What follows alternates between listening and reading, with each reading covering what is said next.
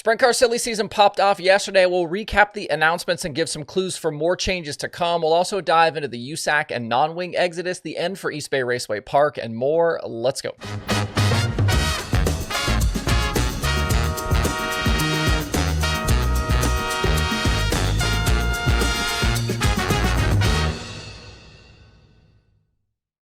It's Wednesday, October 2nd. I'm Justin Fiedler. This is DIRTRACKR Daily presented by Kubota Genuine Parts.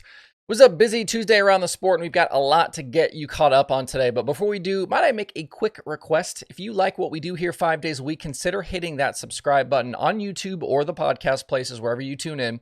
It's free to subscribe. It will make sure you always stay up to date on what we're doing, and it helps out the show. My YouTube goal for the year is to end with 40,000 subscribers, which means we need about 4,500 more over the next 3 months. So much happened yesterday that I'm not quite sure where to jump in. I guess we'll start first with the Daison Pursley news. I feel like the sprint car silly season stuff, we've been talking about it so much. It's coming. And finally yesterday, we got some stuff happening. We touched on this one last week after Buch Motorsports shared a photo of a sprint car chassis to quiet rumors about their future. I told you guys that a certain recent NOS affiliated driver was in line for the 13, and yesterday they confirmed they are bringing on Daison Pursley to replace Justin Peck. Buch Motorsports will remain full-time with High Limit next season and officially become the first driver and team combo to commit to that series publicly. When I talked about this last week, I had a comment saying, well, what about Brad Sweet? And yes, we can all assume that Sweet and the 49 will be back with High Limit next season, especially since they clinch the title and get a charter. I felt like, though, one, I didn't need to say it out loud. I figured we were kind of all on the same page about Sweet's situation, but apparently I was wrong. And two, to be fair, they actually haven't said anything publicly about their 2025 plans. But this deal for Buch to bring in Pursley ends a 4+ year run for Justin Peck in the 13, and that team will hit the road next season with one of the sport's top young prospects. Pursley has made 15 wing sprint car appearances this year with Brandon Eikenberry's 25 car. He did win a weekly show at Huset's in May and ran top 10 against the Outlaws at the Brad Doty Classic. He's fast, he's talented, but raw, which means I think the learning curve will be steep, as most of Pursley's success has come without the wing.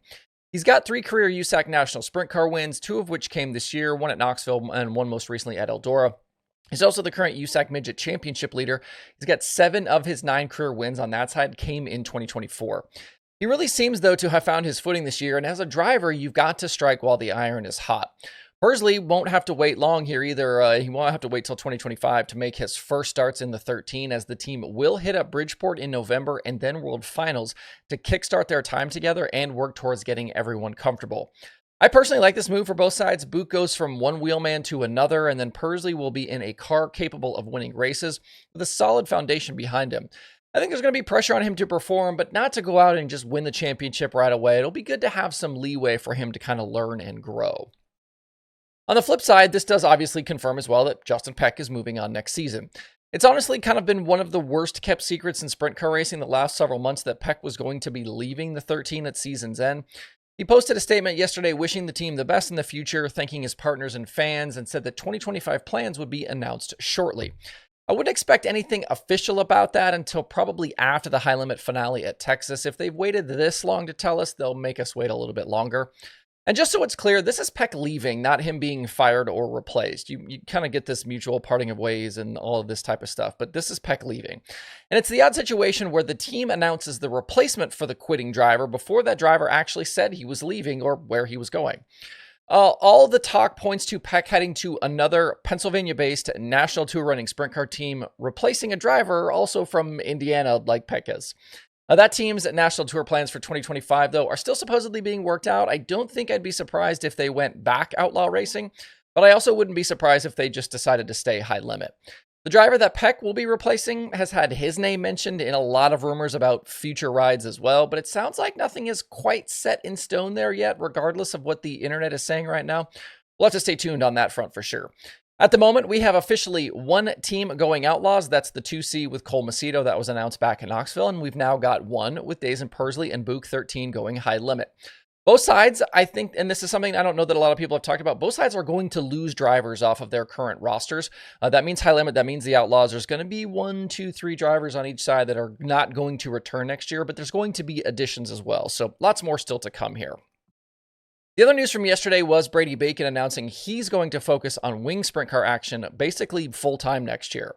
And I feel like I helped speak this one into reality. If you've been around a while, you know that back in May, I actually floated this exact situation. That Bacon could likely do better if he were to focus more on racing with the wing on.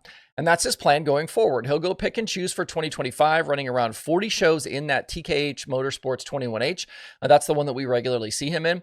And he'll add another 25 to 30 races with Chris Daison and Shawn Michael. They'll top it off with 15 to 20 non-wing races as well, hitting up some of the biggies throughout the season. Bacon currently sits second in the USAC sprint car standings behind Logan Seavey, and it's taken some serious performances down the stretch here to get him that high after a rough start that saw him finish 12th or worse in 5 of the first 8 USAC sprint car races. He battled back though, he's regained that consistency that's won him titles before, and he's picked up 5 wins along the way. One of my key points back in May for why this switch should happen was that Bacon was making more money per race this year with the wing on, and that fact has actually held true even after all the success he's had with USAC in recent months. Looking at SprintCarRatings.com, he's made about $2,474 on average per race with no wing, but $2,620 with the wing on. He won the Outlaw Show at Hobstadt. He made the Kings Royal and Knoxville Nationals main events. That's no small feat. And has been solid almost every time out, even running only 25 times. I think a focus on wing racing could see him easily elevate those numbers next year. As for the USAC side of all of this news, and I know Jeremy Elliott talked about this today on his 90 at 9 show, but this exodus from USAC and non-wing racing is kind of tough to overlook here. Bacon was a perennial contender in the sprint car. Daison Pursley has a very good shot to be midget champion and is third right now in sprint car points. But this goes well beyond just these two drivers right now. High Limit has Tyler Courtney and Chris Windham. Both of those guys made the transition a few years ago. Emerson Axum has gone almost completely winged racing after being almost completely non-wing racing. He's another future star, I think. And the same is true of Tanner Thorson. He was running non-wing sprint cars and midgets, but now this season is traveling with High Limit.